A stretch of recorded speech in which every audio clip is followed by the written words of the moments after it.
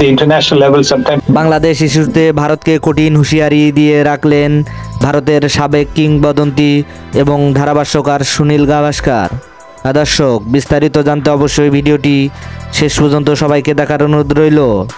ইতিমধ্যে টেস্ট চ্যাম্পিয়নশিপে ফুরফুরে মেজাজে আছেন বাংলাদেশ দল পাকিস্তানের দুর্দান্ত দুটি টেস্ট জয় করেছেন।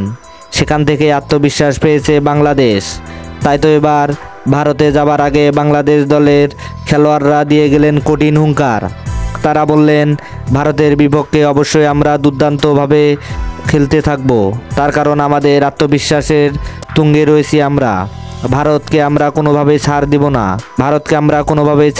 না। ভারতকে আমরা দেখে নিব, কারণ আমরা পাকিস্তানের বিপক্ষে দুটি টেস্ট ম্যাচ জিতেছি। তাই আমরা ভারতের বিপক্ষেও টেস্ট সিরিজ জয় করতে চাই।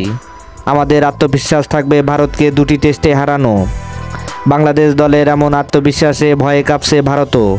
ভারত বলেছেন, আমরা বাংলাদেশকে সহজে হারাবো, কিন্তু বাংলাদেশকে সহজে হারানো সম্ভব না, কারণ বাংলাদেশের সকল ডিপার্টমেন্টের খেলোয়াড়রা রয়েছেন দারুণ ফর্মে।